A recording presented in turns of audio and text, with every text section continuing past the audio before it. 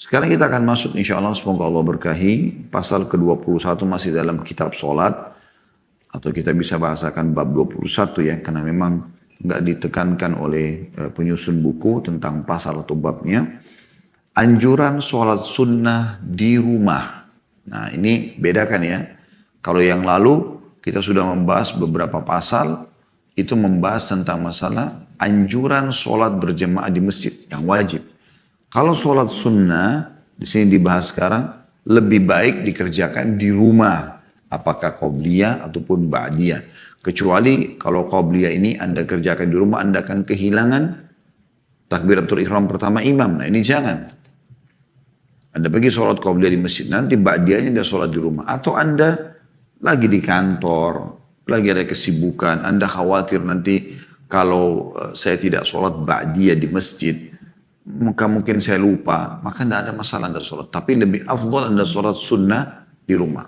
Ya. Duha kah, sholat malam kah, dan seterusnya, ini semua boleh. Atau lebih baik kita kerjakan, walaupun boleh di masjid. Lebih baik kita kerjakan di rumah walaupun boleh di masjid. Ya. Jadi ini kebalikan daripada sholat wajib.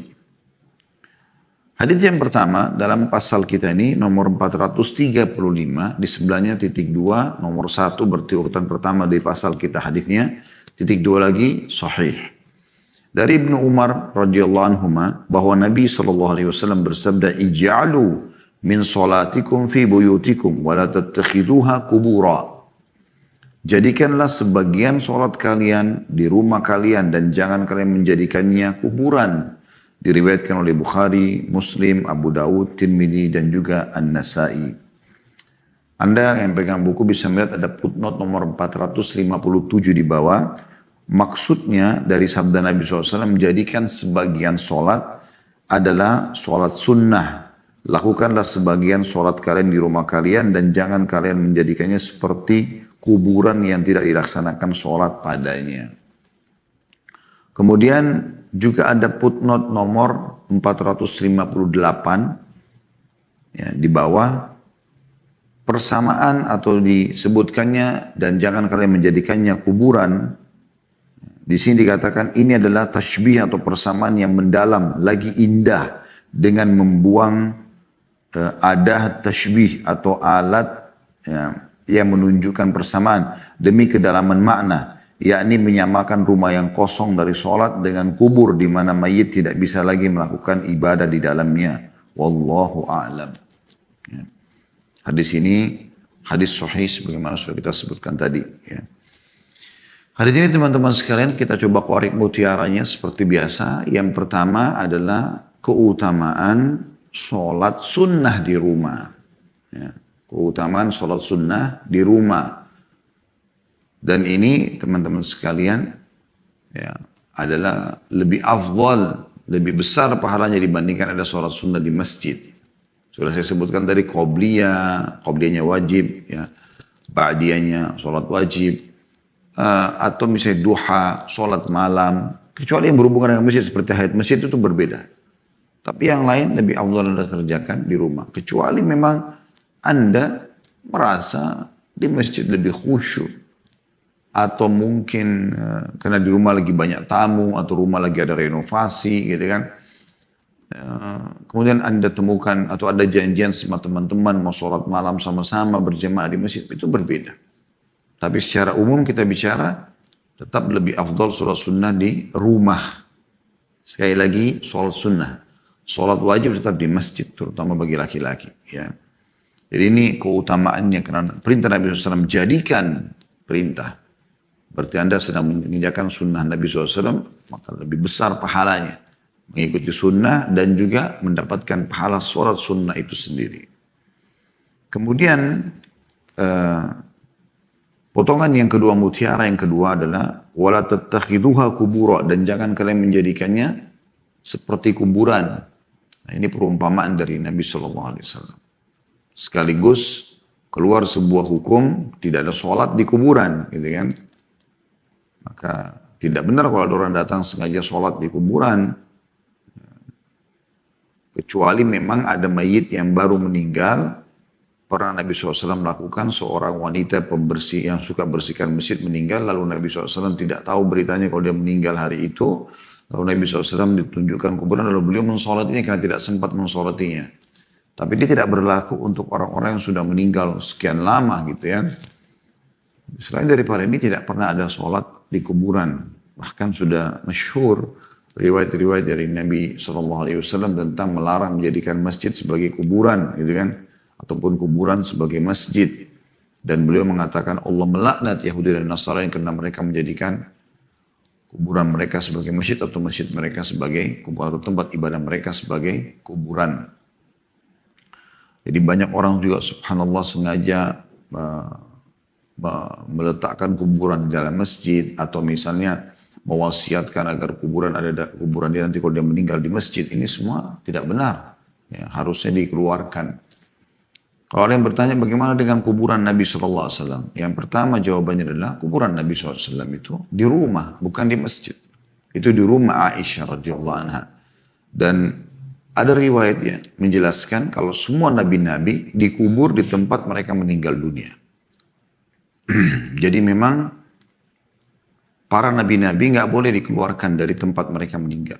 Di mana mereka meninggal dikubur di situ. Itu sabda Nabi SAW. Makanya beliau meninggal di kamar Aisyah, maka di situ dikuburkan. Dan Nabi SAW tidak dibawa oleh para sahabat dikuburkan di Baqi, padahal kuburan Baqi di sebelah masjid Nabi SAW kuburan yang mulia. Nabi SAW mendoakan ahli Baqi. Tapi beliau punya perilaku khusus, gitu, perbuatan khusus gitu. Ya, maka ini berbeda tentunya. Dan ini memang bukan di masjid. Ini bukan di masjid. Nanti setelah perluasan baru masuk ke dalam masjid. Ya. Maka tidak boleh kita samakan tentunya. Hadits yang kedua di pasal kita ini dan urutan dari awal kita belajar 436, sanadnya juga sahih dari Jabir yaitu bin Abdullah radhiyallahu anhuma. Jabir dan Abdullah adalah dua-duanya sahabat Nabi yang mulia. Dia berkata, Rasulullah SAW bersabda, "Idza qada ahadukumus salata fi masjidihi falyaj'al li baitihi nasiban min salati fa inna Allah ja'ilun fi baiti min salati khaira." Apabila salah seorang dari kalian menyelesaikan sholatnya di masjid, sholat wajibnya, maka hendaklah dia menyisakan sebagian sholatnya untuk rumahnya, sholat sunnah. Karena Allah menjadikan kebaikan dari sholatnya di rumahnya. Diriwayatkan oleh Muslim dan juga yang lainnya. Saya langsung bacakan juga riwayat yang 437 karena hanya sanad itu disebutkan diriwayatkan oleh siapa? Urutan 3 dalam pasal kita, sanadnya sahih, diriwayatkan pula oleh Ibnu Khuzaimah dalam sahihnya dari hadis Abu Sa'id Al-Khudri radhiyallahu anhu. Hadis ini teman-teman sekalian sama yang kita ambil pelajaran pertama adalah keutamaan sholat sunnah di rumah. Ya, agar rumah itu tidak sama dengan kuburan. Sebagaimana sudah kita jelaskan tadi di hadis yang sebelumnya. Dan juga Nabi SAW menjanjikan bahwasanya Allah SWT memberikan pahala lebih. Di sabda beliau, "Fa inna Allah ja'ilun fi baiti min salati khaira." Allah menjadikan sholatnya yang sunnah di rumah itu kebaikan lebih. Artinya lebih afdal, lebih baik, lebih besar pahalanya. Seperti itulah. Kemudian hadis yang selanjutnya nomor 438, urutan 4 ya di dalam pasal kita ini dengan sanad sahih dari Abu Musa Al-Asy'ari radhiyallahu anhu dari Nabi sallallahu alaihi wasallam, beliau bersabda, "Mathalul baitil ladzi yudhkarullahu fihi wal baitil ladzi la yudhkarullahu fihi mathalul hayyi wal mayyit." Perumpamaan rumah yang nama Allah disebut di dalamnya dengan rumah yang tidak disebut nama Allah di dalamnya adalah seperti perumpamaan orang yang hidup dengan orang yang mati. Hadis ini riwayat Bukhari dan Muslim. Ada putun nomor 460 di bawah, bagian-bagian buku bisa melihat yang meriwayatkan dengan lafaz ini adalah Imam Muslim, bukan Bukhari. Maka semestinya penulis hanya menisbatkan kepada Muslim saja. Jadi kan di situ kalau Anda lihat nomor 438, Bukhari dan Muslim. Tapi sebenarnya yang meriwayatkan hadis ini adalah Imam Muslim saja. Karena lafaz Al-Bukhari adalah mathalul ladzi yadhkuru rabbahu wal ladzi la yadhkuru rabbahu mathalul hayyi wal mayyit. Perumpamaan orang yang mengingat Rabbnya dengan orang yang tidak mengingat Rabbnya adalah seperti perumpamaan orang yang hidup dan orang yang mati. Jadi dalam lafaz Imam Bukhari tidak disebutkan rumah, tapi lafaz Imam Muslim disebutkan rumah. Baik teman-teman sekalian, di sini kita coba ngorek mutiara yang sangat mahal dari hadis ini. Yang pertama adalah anjuran mengingat dan berzikir kepada Allah Subhanahu wa taala. Dan puncak orang mengingat Allah Subhanahu wa taala adalah salat. Ya. Adalah salat. Jadi bukan hanya zikir subhanallah, alhamdulillah, Allah ilaha illallah, Allah akbar. Kan dalam salat ada zikir. Ya. Anda ruku baca subhana rabbil azim, Anda sujud subhana rabbil a'la, ini zikir, zikrullah, subhan. Ya. Kemudian juga ada doa, ya. Di antara dua sujud, Rabbi ghfirli warhamni dan seterusnya. Ada doa iftitah. Ya. Ada doa-doa sebelum salam. Ada doa i'tidal. Kemudian ada gerakan-gerakan sholat sendiri. Bentuk kepatuhan kepada Allah SWT yang telah menurunkan syariat perintah gerakan sholat seperti itu. Ada bacaan-bacaan ayat Al-Quran. Jadi berkumpul pada sholat itu semua jenis mengingat Allah Subhanahu wa taala. Termasuk diantaranya adalah zikir dengan lisan, yang merupakan salah satu substansial dari zikir yang umum, ya. Maka ini tentunya keutamaan tersendiri. Dan saya mengingatkan diri saya dan teman-teman sekalian dua hal. Yang pertama, kalau Anda sedang sholat, maka pastikan dan yakinilah teman-teman, sholat itu Anda akan terima pahalanya pada hari kiamat. Oleh karena itu, perbaikin, maksimalkan. Kita sudah pernah bahas juga di beberapa pasal yang lalu, yang Nabi SAW mengatakan siapa yang sholat, ya, wudhu dengan sempurna, kemudian dia sholat dengan khusyuknya, rukuknya benar, sujudnya benar, ya, semua diberikan haknya, maka dibersihkan dosa-dosanya. Pastikan teman-teman dalam diri Anda sedang mengerjakan sebuah ibadah yang pasti Anda akan terima. Pahalanya sempurnakah, berkurangkah, ataupun kalau tidak diterima Anda akan mendapatkan jawabannya. Sebagaimana sabda Nabi SAW, ada orang tidak menerima pahala sholatnya kecuali setengah. Ada yang cuma bisa menerima seperempat, sepertiganya, ada yang seperempatnya, ada yang sepersepuluhnya, bahkan ada yang hanya menerima dalam bentuk seperti pakaian yang diremukkan atau diusutkan lalu dilempar ke wajahnya karena tidak ada nilainya. Oleh karena itu teman-teman, jangan pernah berpikir sholat ini adalah store kewajiban kepada Allah. Allah nggak butuh dengan sholat Anda. Sedangkan Anda khusyuk saja, dari takbiratul ihram, penuh tumaknina, bacaan iftitahnya tenang, sempurna, faham maknanya, al-fatihahnya, surah setelah itu dibaca panjang, ruku dengan tumaknina, dengan bacaan, semua bacaan ruku, 5-6 bacaan semua dibaca, i'tidal dengan tenangnya, semua doa i'tidal dibaca, bukan hanya sekitar Rabbana walakal hamd, dibaca semuanya. Mil'us samawati min ardi mil'u ma syi'ta min syai'in hamdan katsiran tayyiban mubarakan fih.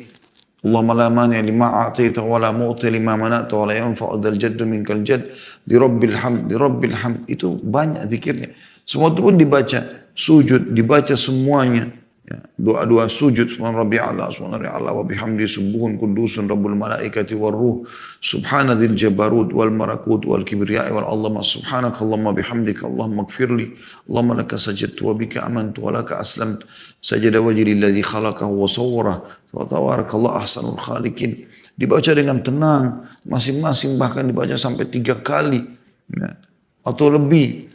Kemudian duduk di antara dua sujud dengan tenangnya, Rabbi ghfirli warhamni wajburni wa'afini warzuqni, dengan beberapa lafaz dibaca semuanya.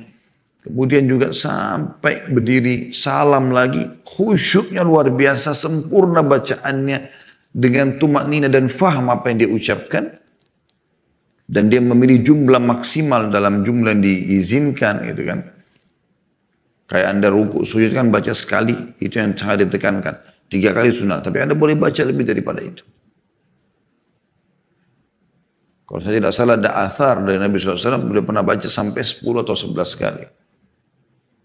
Ya. Itu pun semua teman-teman sekalian, Allah nggak butuh itu. Yang butuh itu siapa? Kita. Anda yang butuh itu. Perbedaan dasar atau bahkan sangat nyata perbedaan antara seseorang yang sholat hanya seperti stor kewajiban, seakan-akan Allah butuh, dan ini persepsi yang sangat salah. Harus segera diperbaiki. Dengan orang yang sholat, tapi dia faham. Kalau ini dia butuh, ini akan menyelamatkan dia di akhirat, akan meninggikan derajatnya, akan menambah fasilitas bidadari yang akan melayani dia, istana-istana yang mewah, segala macam dipan-dipan, luar biasa. Itu dengan itu. Maka beda, ini dia akan jaga sholatnya. Karena dia tahu Tuhannya nggak butuh. Dia sedang mempersembahkan ya, ibadah dia, ini ibadah saya Allah, terimalah. Gitu kan. Nabi Ibrahim dan Nabi Ismail alaihissalam diperintahkan Allah membangun Ka'bah. Setelah membangun Ka'bah, mengikuti perintah-perintah Allah Subhanahu wa taala, mereka sudah kerjakan sempurna. Apa yang mereka lakukan? Apa yang Allah nukil tentang mereka? Mereka mengatakan, Rabbana taqabbal minna innaka antas samiul alim wa tub alaina innaka antat tawwabur rahim. Ya Allah, terima amal ini dari kami. Padahal mereka sudah ikhlas, mereka utusan Allah, mereka sudah ikuti semua syarat dan rukunnya, mereka masih mohon kepada Allah karena mereka tahu mereka yang butuh, bukan Allah yang butuh. Rabbana taqabbal minna, wahai Tuhan kami, terima dari kami. Innaka antas samiul alim, sesungguhnya kau maha mendengar dan maha mengetahui. Wa tub alaina, dan terimalah taubat kami kalau sampai ada yang salah, ada yang keliru. Innaka anta tawwabur rahim, karena engkau maha menerima taubat hamba dan engkau maha pengasih. Jadi teman-teman, ini peringatan poin pertama untuk diri saya dan teman-teman sekalian. Jangan pernah lakukan ibadah seperti stor kewajiban, seakan-akan Allah butuh. Ini salah, fatal. Semoga Allah hilangkan dari kamus kita semua ini. Yang benar, saya butuh dengan ibadah saya ini. Saya akan mendekatkan diri kepada Allah dengannya. Maka di situ Anda akan maksimal. Karena sedekah Rp1.000 pun, sepotong makanan yang Anda kasih, satu ayat Al-Quran yang Anda baca, satu zikir atau satu istighfar Anda ucapkan, apa saja, sebuah bentuk bakti pada orang tua, senyum dengan saudara muslim, jenguk orang sakit beberapa detik, Anda sedang sholat, walaupun sholatnya cuma 2 rakaat, sholat malam misalnya, atau Anda sedang menuju ke masjid, semua Anda tahu ini, oh saya butuh, maka saya berusaha menjaga agar mendapatkan pahala maksimalnya. Anda yang butuh itu. Dalam sebuah riwayat, ya, hadis qudsi, Allah SWT mengatakan, wahai hamba-hambaku, sesungguhnya amal-amal yang aku telah terapkan, syariatkan kepada kalian, ya, itu adalah untuk kalian sendiri. Yang aku berikan balasan, aku kembalikan kepada kalian. Allah nggak butuh itu. Yang kedua teman-teman sekalian, selain daripada tadi apa yang saya bahasakan itu, tentang masalah pentingnya kita mengetahui kita butuh dengan ibadah kita. Yang kedua, tanamkan teman-teman dalam diri kita. Kalau ibadah yang luput dari kita, sekali aja luput, maka kita akan kehilangan catatan amal di buku amal kita dari ibadah itu selamanya. Misal, tadi ada orang yang tidak sholat duha. Sunnah, nggak apa-apa lah saya nggak sholat. Misal, oke. Sunnah. Tapi, setelah masuk duhur, kayak saya sekarang, selepas Jumat atau selepas duhur begini. Kalau dia mau sholat duha, udah nggak bisa lagi. Karena waktunya sudah lewat. Dan itu sampai hari kiamat dia nggak bisa perbaikin. Besok dia bisa sholat duha, Ustaz. Besok, catatannya untuk hari esok. Hari ini kosong. Dan tidak bisa diperbaiki. Maka setiap kali ada kesempatan beribadah, jangan sia-siakan. Kejar, segera eksekusi. Kalau sudah ada kesempatan ibadah, tugas kita eksekusi. Bukan negosiasi. Karena syaitan akan negosiasi sama kita pada saat itu. Dengar azan nih. Oke, saatnya hayya 'alas shalah, ayo salat, hayya 'alal falah, ayo menuju kepada kemenangan. Selesai urusannya. Tutup semua meeting, tinggalkan semua aktivitas, masjid, Allah panggil. Selesai. Syaitan akan negosiasi. Udah, sholat di masjid depan aja, sholat di rumah aja, berjamaah aja sama teman-teman. Negosiasi, gak ada negosiasi. Gak ada negosiasi. Kita mau, ada orang miskin nih. Pak, Bu, tolong bantu. Tugas kita apa? Eksekusi. Kasih. Selesai. Syaitan akan datang negosiasi. Udahlah, dia masih mampu, masih sehat kok. Kasih aja sekian. Gak ada negosiasi. Tiba hari Senin, hari Kamis. Puasa. Oh ini hari Senin, puasa nih. Ajak istri, ajak suami, ayo kita puasa ya. Kita hidupkan suasana Ramadan. Bagaimana kita sahur sama-sama, bagaimana kita buka puasa sama-sama. Ayo, ajak anak-anak yuk. Ini keutamaannya nih. Nabi SAW bersabda, kalau waktu ditanya tentang puasa Senin Kamis, beliau mengatakan pada 2 hari ini, amal soleh dilaporkan ke langit. Maka aku ingin pada saat amalku dilaporkan, aku sedang berpuasa. Selesai, eksekusi. Mau berat, mau ringan, lakukan. Syaitan akan nego. Nanti kalau kalian janjian ada undangan, ada ini. Tidak ada negosiasi. Selesai. Saya tetap jalan. Seperti itu. Dan tarik itu dalam semua ibadah, teman-teman. Semua ibadah kita. Gak ada negosiasi. Tapi eksekusi. Mungkin subhanallah. Amal yang anda lakukan itu amal terakhir anda. Mungkin pas anda keluarkan 1.000 rupiah sedekah di kotak amal masjid. Habis itu aja anda datang. Malaikat datang cabut roh anda. Mungkin pada saat anda pas saya baca satu ayat atau cuma membaca qul huwallahu ahad untuk mengejar pahala misalnya. Dan anda meninggal setelah itu. Sama halnya dengan dosa. Setiap ada kesempatan dosa, tutup pintunya. Udah lagi datang, lawan. Jangan sampai itu menjadi penutup hidup anda. Jangan sampai nanti anda pas habis melakukan langsung meninggal dunia. Gimana? Maka hati-hati. Ini yang saya ingin berbagi teman-teman sekalian. Dan ini keutamaan pertama dari hadits 438 tentang masalah keutamaan berzikir, mengingat Allah Subhanahu wa taala. Jadi orang yang betul-betul hamba Allah yang memaksimalkan waktunya. Yang kedua adalah keutamaan beribadah di rumah. Terutama ibadah sunnah. Kita bicara sini sholat sunnah. Dan ini disebutkan di sini ya. Rumah yang berzikir. Saya bilang puncak berzikir adalah sholat. Maka dianjurkan di rumah itu yang ada tilawah Al-Quran, ceramah, sholat, majlis ilmu. Itu yang dianjurkan. Ini harus semua rumah muslim begini. Jangan lagi musik, ya, tontonan-tontonan yang haram, ghibah, fitnah, sihir. Wana'udzubillah. Buhul-buhul di rumah, patung-patung. Dua keadaan yang sangat berbeda. Bersihkan rumah anda semua dari hal-hal yang jauh dari Allah Subhanahu wa taala.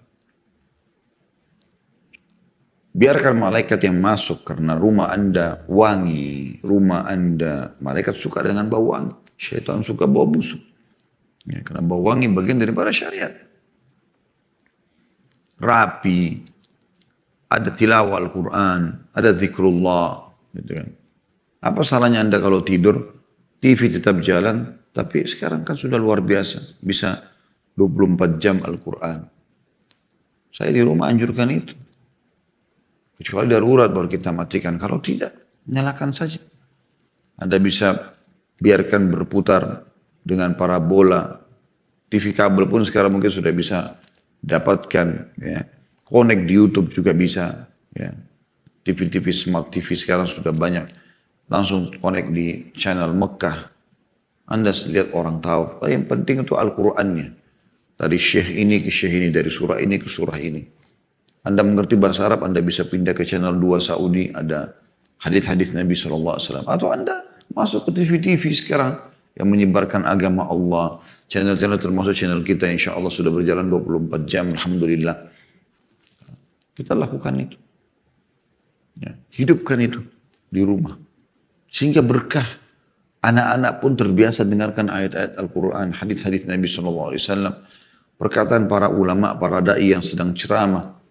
Ibu-ibu yang sedang sibuk masak, atau pembantu Anda juga lagi masak, dengarkan ceramah di rumah. Dia masak sejam, 2 jam, potong-potong bawang, kentang, dengar ceramah. 2 ustaz ceramah, 1 ustaz ceramah.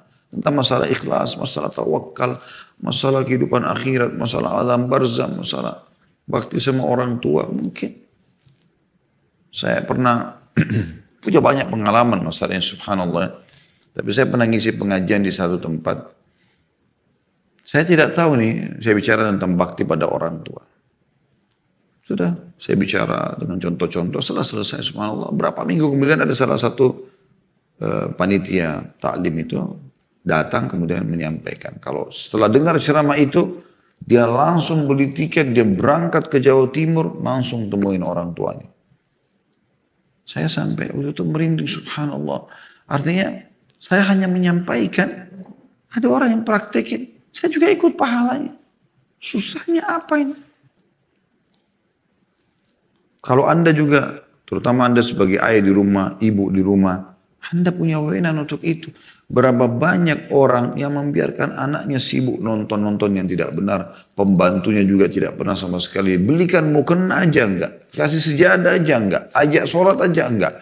Sehingga 3-4 tahun pembantunya, oh itu memang enggak sholat dia tuh. Loh subhanallah, kamu tanggung jawab, kamu kan majikannya. Kenapa enggak kejar pahala dari orang ini gitu? Saya tahu Dr. Sulaiman Rahili, hafidhahullah, guru yang kami muliakan, masih hidup di Madinah. Sekarang beliau jadi imam Masjid Kuba. Adiknya kebetulan Dr. Muhammad Rahili sahabat dekat saya. Dan dia menceritakan, bukan dari Dr. Sulaiman tapi dari adiknya. Dia mengatakan ada pembantunya, kakak saya ini, datang dari Indonesia, nggak ngerti apa-apa. Pakaiannya juga ya apa adanya, tidak tahu baca Quran segala macam. Subhanallah, tinggal 2 tahun kalau nggak salah sama Syekh Sulaiman, pulang sudah hafal sekian juz, ya. Udah tutup aurat yang benar. Ya, kemudian juga ya, bisa membantu keluarganya karena gajinya disimpan dan segala macam. Keberkahan yang luar biasa. Kenapa Anda tidak lakukan itu? Kenapa dibiarkan pembantu kita tidak pakai hijab? Kenapa dibiarkan pembantu yang non-muslim tidak diajak syahadat? Kenapa semua dibiarkan mereka dalam kemaksiatan? Kenapa Anda tidak bentuk rumah tangga itu jadi baik? Kata Nabi SAW, sesungguhnya Allah, para malaikatnya, ya, seluruh penghuni langit, seluruh penghuni bumi, sampai semut di lubangnya, dan ikan paus ya, yang ada di lautan, memohon ampun untuk para pengajar kebaikan. Tidak harus ulama ini. Siapa saja, mungkin Anda cuma mengajarkan sebuah ayat, sebuah hadits Anda ingatkan. Masuk insya Allah dalam masalah. Walaupun puncaknya adalah para ulama karena mereka mengajarkan kebaikan semuanya. Pewaris para nabi. Tapi ini luar biasa. Muallim an-nasil khair. Yang mengajarkan orang kebaikan. Ajarkan ayat Al-Quran kepada anak. Ajarkan tentang nasihat apa supaya dia terbentuk menjadi orang yang baik. Maksimalkan teman-teman sekalian. Rumah dihidupkan. Bukan dengan kemaksiatan. Anda akan merasa tentram. Saya mengajak semua yang mengikuti ceramah kita ini. Coba rumah yang sekarang ada musik, berhentikan musiknya. Coba seminggu aja Anda praktikin. Ganti semua dengan tilawah Al-Quran. Anda bedakan bagaimana ketentraman jiwa. Tentu saya berharap setelah itu Anda tidak putar lagi musiknya. Ada patung, keluarkan patung tersebut. Karena Nabi SAW mengatakan rumah yang ada patungnya, ada anjingnya tidak dimasuki oleh malaikat. Keluarkan semua gambar-gambar itu. Bersih dindingnya, rapi. Yang selalu berantakan, rapikan rumah itu. Kotor, wangikan rumah itu. Ada semprotan pewangi. Ada dupa yang wangi. Yang biasa pergi dukun, peramal, penyamun, berhenti. Total, nggak ada lagi. Mohon hanya kepada Allah SWT bertauhid. Rumah Anda akan tenang. Rumah zikrullah di dalamnya. Di sini dikasih perumpamaan seperti orang yang hidup dan orang yang mati. Orang hidup bagaimana sih? Kayak kita sekarang Masya Allah masih hidup. Semoga Allah berikan kita panjang umur dan amal soleh. Karena sebaik-baik orang adalah orang yang dipanjangkan umurnya dan beramal soleh. Beda dengan orang yang sudah mati. Kita masih bisa berzikir, masih bisa ceramah, masih bisa makan, masih bisa banyak mengejar pahala. Kita masih bisa sempat taubat kalau kita punya dosa. Orang mati sudah nggak bisa buat apa-apa. Bayangkan diperumpamakan seperti itu. Orang yang hidupkan rumahnya dengan zikrullah dengan tidak seperti itu. Semoga Allah jadikan kita orang yang menjadikan rumah-rumah kita sebagai surga. Ibadah, pendekatan diri kepada Allah Subhanahu wa ta'ala. Saya di rumah putar tilawah. Bangun malam pun, mau menuju ke masjid subuh, dengar dari TV yang saya nyalakan tilawah Al-Quran. Tenang hati. Kadang-kadang terlintas ada ceramah, seorang da'i sedang menyampaikan sebuah hadis atau ada mutiara hadis atau ada di TV. Orang tidur pun tapi dia tetap berjalan. Itu kan satu hal. Apalagi kalau mereka lagi tidak tidur. Mungkin bisa mendapatkan banyak sekali istifadah atau manfaat tentunya. Selanjutnya hadis nomor 439 dan ini urutan 5 dalam pasal kita dengan sanad sahih dari Abdullah bin Sa'ad radhiyallahu anhu, dia berkata, "Sa'altu Rasulullah sallallahu alaihi wasallam ayyuma afdal as-salatu fi baiti aw as-salatu fil masjid?" Qala ala tara ila baiti ma aqrabuhu min al-masjid fala an usalliya fi baiti ahabbu ilayya min an usalliya fil masjid illa an takuna salatan maktubah. Aku bertanya kepada Rasulullah SAW, mana yang lebih utama? Salat di rumahku atau salat di masjid? Rasulullah SAW menjawab, tidakkah kamu melihat rumahku? Betapa dekatnya ia dengan masjid. Sungguh aku salat di rumahku lebih aku sukai daripada salat di masjid, kecuali salat wajib. Diriwayatkan Ahmad, Ibnu Majah dan Ibnu Khuzaimah dalam sahihnya. Anda bisa faham dari lafaz hadis ini tentunya wasiat Nabi SAW. Kita coba korek mutiaranya. Pertama, keutamaan sahabat Nabi Abdullah bin Sa'ad radhiyallahu anhu. Bagaimana beliau bertanya dan akhirnya sampailah kepada kita di hari ini setelah 1400 tahun sekian. Ya, sampailah hadis ini kepada kita. Dan terus pahala beliau mengalir karena beliau bertanya tentang kebaikan. Dan akhirnya Nabi SAW jelaskan. Dan ini boleh Anda lakukan, Anda bertanya di sebuah majelis. Kalau tujuannya ikhlas karena Allah SWT, ingin mendapatkan ilmu. Bukan untuk pamer. Ya. Dan juga tentunya ya, diamalkan ilmu tersebut setelah kita dapatkan. Dia bertanya bahwasanya mana yang lebih afdal, artinya mana yang lebih baik. Saya sholat di rumah atau saya sholat di masjid. Masih global dia bertanya. Dia mau tahu. Nah, ini keutamaan beliau karena bertanya akhirnya dapat faedah ilmu dan akhirnya bukan cuma untuk beliau tapi untuk kita semua sampai setelah 1400 tahun masih kita baca hadis ini kan. Yang kedua adalah bagaimana, mutiara yang kedua ya, bagaimana jawaban Nabi SAW yang menjelaskan tentang keutamaan sholat sunnah di masjid. Dan beliau memberikan perumpamaan yang menarik. Beliau mengatakan, tidakkah kau lihat rumahku sama masjid, bagaimana dekatnya? Kenapa Nabi SAW memberikan perumpamaan ini? Karena ini masjid, ini rumah beliau. Dindingnya dempet. Bahkan rumah Nabi SAW, terutama rumah Aisyah radhiyallahu anha, itu ada dua pintu. Ada satu pintu yang keluar menuju ke jalan umum. Ada satu pintu langsung ke masjid. Bahkan Nabi SAW karena dempetnya ini, ya, itu kalau mau sholat tinggal keluar dari pintu ini, dan beliau kalau i'tikaf di masjid di 10 terakhir Ramadan, beliau kadang memasukkan kepalanya, ya, dari pintu itu untuk disisirkan rambutnya oleh Aisyah radhiyallahu anha. Maka Nabi SAW berikan perumpamaan, tidak kau lihat rumahku bagaimana dekatnya dengan masjid. Tapi aku lebih suka untuk sholat sunnah di rumahku. Atau aku tetap sholat di rumahku, lebih aku cintai, maksudnya lebih besar pahalanya tentunya. Kecuali sholat wajib. Nah, di sini lebih menekankan tentang masalah memang yang dimaksud adalah sholat sunnah. Ya. Dan bagaimana sholat wajib tadi ditekankan ke dalam masjid atau sholat di masjid. Ya. Diriwayatkan Ahmad, Ibnu Majah, Ibnu Khuzaimah dalam sahihnya. Dua buah hadis yang terakhir teman-teman sekalian, hadis nomor 440. Ya, tentu yang tadi hadis yang 439 ini atau 5 kita ambil pelajaran pertama adalah keutamaan Abdullah bin Sa'ad yang telah bertanya. Yang kedua adalah bagaimana keutamaan sholat sunnah di masjid sebagaimana jawaban Nabi SAW terhadap pertanyaan Abdullah bin Sa'ad radhiyallahu anhu. Hadis selanjutnya 440 dan tinggal dua buah hadis ya, sama 441 nanti insyaallah. Hadis 440 di sebelahnya ada angka 6, artinya hadis ke-6 di pasal kita ini, titik 2 sahih.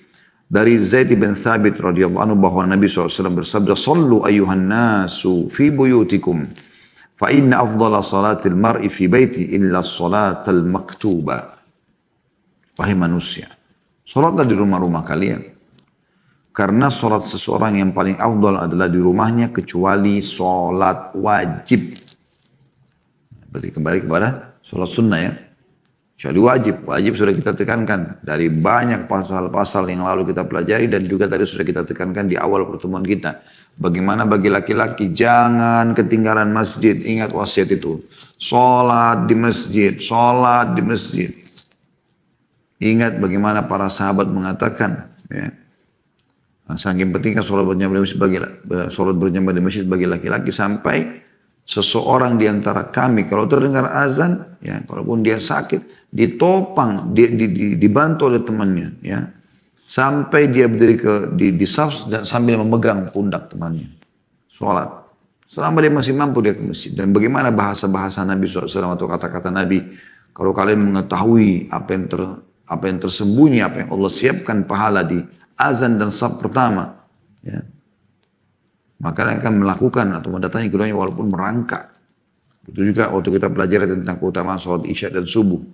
Merangkak di atas lutut walaupun cacat seperti itu tetap akan datang. Karena besarnya keutamaan itu. Masih ingat lafaz yang pernah saya jelaskan ada pernah ada sahabat 2 orang, yang satu meninggal mati syahid, yang satu lagi seminggu kemudian meninggal. Tapi bukan mati syahid. Dan disolati oleh Nabi SAW dan para sahabat. Lalu Nabi SAW tanya setelah mensolati salat jenazah yang kedua. Karena mereka berteman nih, dua-duanya meninggal. Bedanya cuma seminggu. Tanya setelah sholat jenazah yang kedua yang bukan mati syahid ya. Bagaimana menurut kalian tentang orang ini? Mereka ada yang mengatakan, ya Rasulullah semoga dia menyusul temannya, sahabatnya. Maksudnya itu kan mati syahid, pasti lebih tinggi derajatnya. Maka kata Nabi SAW, demi zat yang jiwaku dalam genggaman yang maksud demi Allah, ini lebih jarak antara keduanya antara langit dan bumi. Lebih tinggi jarak pahalanya yang kedua ini. Karena dia sempat sholat dan ibadah-ibadah lain dalam 1 minggu saja. Itu luar biasa. Artinya, kayak umur saya misalnya di 45 tahun, atau ya 45 tahun, dengan ada teman yang 45 tahun. Misal, sama tahun lahirnya, sama hari lahirnya misalnya. Tapi saya jaga ke masjid dan teman ini tidak jaga ke masjid misalnya. Maka contoh misal dia meninggal hari ini, ya, mati syahid. Jumlah umur kita sama, tapi dia dulu mati. Saya masih diberikan seminggu misalnya, lalu saya tidak mati syahid. Cuma dalam seminggu itu saya sholat berjamaah di masjid, saya zikir pagi petang, saya baca beberapa ayat Quran, saya sempat sholat Jumat. Ibadah-ibadah yang sudah rutin, jenguk orang sakit, bakti sama orang tua, banyak yang bisa dilakukan. Itu udah cukup teman-teman untuk mengalahkan pahala dan derajat dia. Nabi SAW bahkan berikan perumpamaan antara langit dan bumi seminggu aja. Itu luar biasa. Kita ambil mutiara dari hadis ini adalah yang pertama keutamaan sholat sunnah di rumah. Ya. Sebagaimana sabda Nabi SAW, "Sallu ayuhan nas fi buyutikum." Sholatlah hai sekalian manusia di rumah-rumah kalian. Ini sudah sebagaimana tadi sebelumnya ya. Dan bagaimana memang dia lebih afdal dikerjakan di rumah. Fa inna afdal salatil mar'i fi baiti.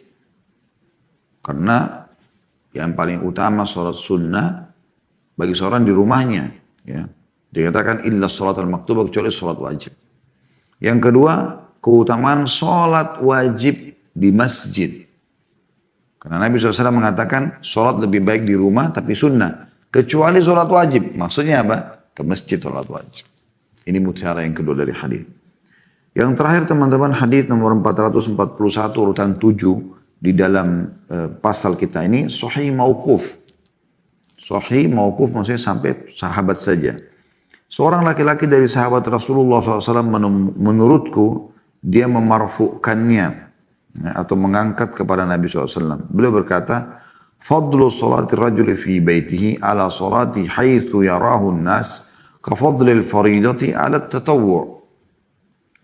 Keutamaan sholat seseorang di rumahnya atas sholatnya yang dilihat oleh manusia adalah seperti keutamaan sholat fardu atas sholat sunnah. Diriwayatkan oleh Al-Baihaqi dengan sanad jayyid insyaallah kata beliau. Ada putun nomor 463, kalau pegang buku bisa dilihat tentunya. Ya. Di situ dikatakan bahwasanya kalimat ini bukan dalam Syu'abul Iman karya Al-Baihaqi, boleh jadi ini berasal dari penulis dan ini disebutkan oleh Albani dalam As-Sahihah. Hadits ini teman-teman sekalian memberikan pelajaran kepada kita tentang berapa kira-kira nilai pahala sholat sunnah perbandingan yang dikerjakan di rumah sama di masjid. Ini mutiaranya, satu saja tapi ini yang penting. Ya. Kalau dari hadits ini atau lafaz ini kita bisa tangkap bahwasanya dikatakan perbedaan atau keutamaan sholat seseorang sunnah di rumahnya dibandingkan sholat sunnah di masjid yang dilihat oleh orang-orang. Kenapa sih kalau di masjid kan dia sholat sunnah dilihat oleh orang-orang. Seperti perbedaan antara sholat wajib dan sholat sunnah. Nah sekarang sholat wajib, kalau kita sering bahasakan adalah pahalanya besar. Kalau ini ikan paus, sholat sunnah adalah ikan teri, gitu kan. Kecil ini perumpamaan saja, gitu kan. Seperti banyak orang subhanallah sibuk sholat malam, kemudian dia terlewat sholat subuh. Ya dia dapat ikan teri, kehilangan ikan pausnya, gitu kan. Karena sholat wajib ini yang utama. Di awal amal yang akan dihisab hari kiamat, dan kalau dia baik akan membantu yang lainnya, kalau dia buruk maka rugilah orang tersebut, kan gitu. Maka kalau dari hal-hal ini kita fahami sholat sunnah dikerjakan di rumah dengan sholat sunnah dikerjakan di masjid, maka yang di rumah lebih afdal. Dan perbedaannya adalah seperti perbedaan sholat wajib sama sholat sunnah. Artinya di rumah ini pahala sunnah walaupun sama-sama ba'diyah duhur misalnya, ini seperti pahala sholat wajib, sementara yang dikerjakan di masjid seperti sholat sunnah saja. Artinya sangat besar pahala yang didapatkan. Gitu kan? Oleh karena itu, selama kita masih mampu untuk mengerjakan di rumah, maka tentu lebih baik kita kerjakan di rumah sholat sunnah tersebut. Allahu a'lam. Kita akan masuk insyaAllah pertemuan akan datang nanti pasal ke-22 masih dalam kitab sholat. Dan setelah saya cek memang sampai akhir jilid 1 dari kitab Targhib Tarhib ini semua masih kitab sholat ya. Sampai di halaman 516. Kita sekarang masih di halaman 413 ya. Dan insya Allah kurang lebih masih sekitar 100 halaman lagi kita akan selesaikan bi'idnillahi ta'ala. Semoga Allah ikhlaskannya dan Allah berikan kita kesempatan umur untuk menyelesaikan semua jilid buku ini dan bahkan kitab-kitab yang lainnya insya Allah bi'idnillah. Yaitu pasal ke-22 anjuran menunggu sholat setelah sholat. Artinya kalau antara duhur asar, Bapak Ibu lagi tidak ada kegiatan, nunggu di masjid. Ya. Kalau laki-laki, kalau perempuan di rumahnya. Maghrib Isya yang biasanya memang lebih pendek waktunya, ini punya keutamaan tersendiri tentu.